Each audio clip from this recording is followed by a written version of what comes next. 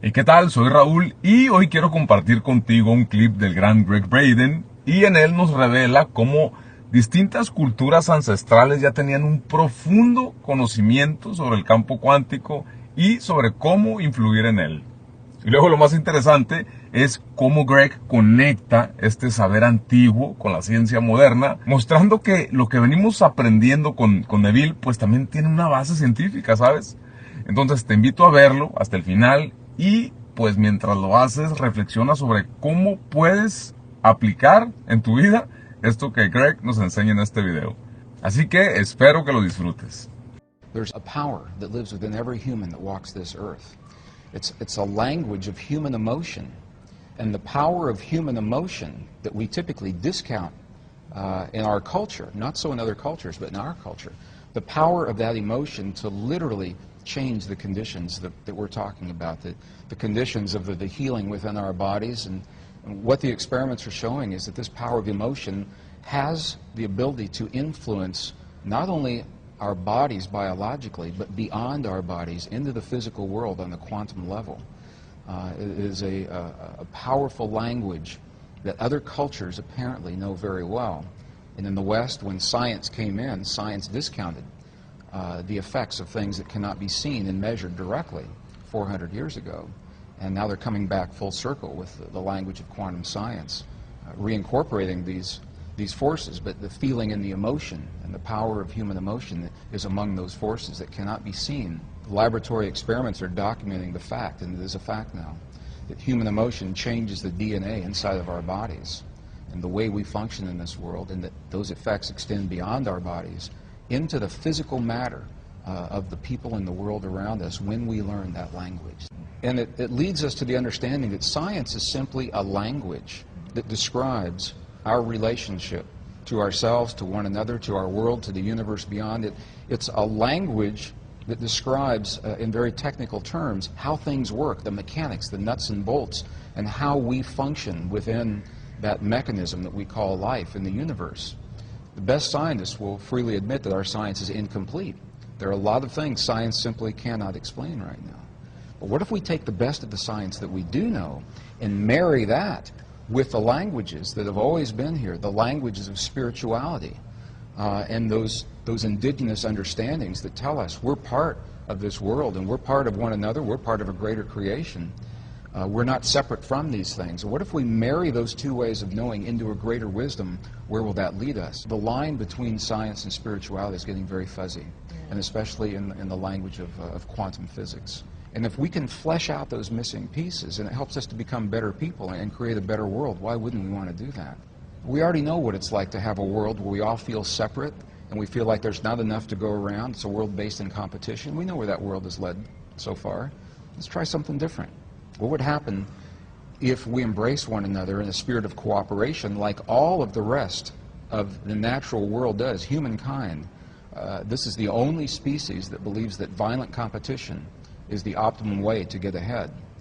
And it's based on a false interpretation of Darwin's work back in the mid-1800s. But all their species in nature, without fail, show that cooperation among the species will always produce the strongest of the species, the greatest number of offspring, the greatest ability to meet the challenges of whatever it is. And the bottom line, it says that you and I and our listeners, we have a latent power. It's dormant. It's sleeping within us. The ability to create a feeling and the quality of an emotion inside of our bodies that literally heals the stuff our bodies are made of. In the human body, 50 trillion cells, in every cell is a capacitor, it's a resistor, it's a transistor. It stores energy, it releases energy. Every cell in our body has about 1.17 volts of electrical potential. So you stop and think that 50 trillion cells, and do the math, 50 trillion times 1.17 volts, and all of a sudden you realize that we have the potential of being very, very powerful beings. And the Western scientists now acknowledge the fact, and it is a fact, that we are bathed in a field of intelligent energy. It's everywhere all the time. It's not out there. It's inside of me. It's inside of you. We connect with it. The language of human emotion and thought and feeling and belief, those kinds of words describe the language that allows us to communicate with this field. And when we can access this field, this is where the miraculous healings in the human body come from, and tremendously enhanced immune systems. And although scientists are still hard-pressed to measure this field like it's a non-conventional energy, so we don't have the kind of equipment that you would expect to typically measure a field like this, but we know how it works and we know the effects are there. Other cultures have known it for 5,000 years, so it's marrying the best science of our time with that ancient wisdom. Not only are we not told that we're powerful, we have been led and conditioned in our culture and in our families and our society to believe that we are not powerful, and that power lies somewhere else, that it lies with a church, or it lies with an organization, or it lies with a doctor, or it lies with a scientist, or someone who has knowledge and power that we do not have. And so when we find ourselves faced with situations in our lives that push us to the very edge of who we believe we are, we believe that we have to go to someone else. So it's about personal responsibility, personal power, and recognizing that we are part of rather than separate from our world. And it's not about controlling or manipulating or imposing our will. It's about us participating and cooperating as a living organism that we call humankind to shape the destiny of our future. And that's why I'm so excited, because every person is a key element. The key, Robin, is unresolved frustration, unresolved anger. That's where we get in trouble with our bodies. We all feel those are. We all feel them because they're signals telling us about our environment, what's happening in the world. We want to feel those. The key is when we do feel them to recognize what they're saying and what to do about them, what they mean to us personally, and to resolve and reconcile whatever it is that is being brought to our attention in that moment. And the language of our heart speaks to the stuff our world is made of, to our bodies and to the physical reality of this world.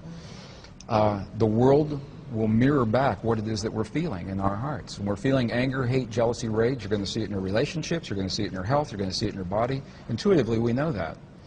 And the flip side works as well. The key is to hone that feeling of peace or of healing, to feel the things as if they've already happened, to feel the peace in our world as if it's already happened, or the healing in our loved ones as if that healing has already happened.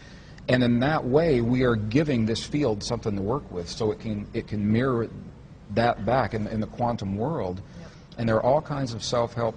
Everyone learns differently, so what works for my anger and your anger or someone else's may not be the same thing. But the key is to honor the language of human emotion in our hearts. Forgiveness is vital.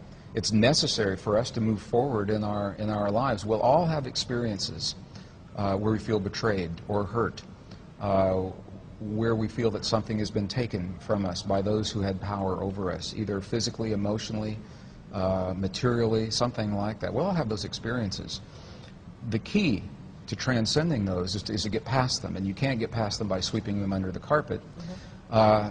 Compassion is the word that the Buddhist traditions, we go in those monasteries in Tibet, they look at what's happened to their lives and what they've lost, and you're hard-pressed to find an angry Buddhist in the monasteries in Tibet. And in the pre-Judeo-Christian traditions, there was a sect called the Essenes, E-S-S-E-N-E-S. They wrote entire texts about how we get through those times in our lives, and they said what we do is we bless the things that hurt us. When we bless the things that hurt us, we're actually acknowledging, bringing that forward, just saying, yes, it happened, and then that allows them to work through that energy and to transcend the energy. When you bless something long enough, it's just something that everyone has to experience on their own. It actually changes chemically what happens in our bodies. And when we understand that the world around us, and this is the language of quantum physics, when the world around us, we understand it's nothing more and nothing less than a mirror of what we have become from within.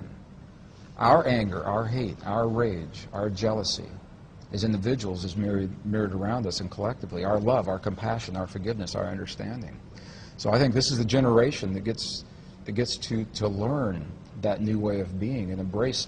And I acknowledge as a scientist, this is a very different way of thinking about the world. It's very different from what I was taught and trained and conditioned on the one hand. On the other hand, it's what the science is showing, and the evidence. We can talk about the experiments, and the evidence is out there showing that the emotions that we hold in here become the physical reality in the world around. They literally turn the atoms off and on of the stuff that our world and our bodies are made of. And that is a huge statement to make, and it's a very, very empowering way to look at the world. When we choose peace and healing and love and compassion and forgiveness and understanding and tolerance in our hearts, we know that that changes the chemistry in our bodies and we're healthier. That's a fact. We also know that those changes extend to the world around us, into our communities and families, in ways that can be measured, and that's a fact. And with those two facts, I think that we can move on in this 21st century and not let the frightening conditions of the world disempower us. We can look at that world square in the eye and say, yes, these things have happened, but there's a power within us, and maybe we'll outgrow the need for war.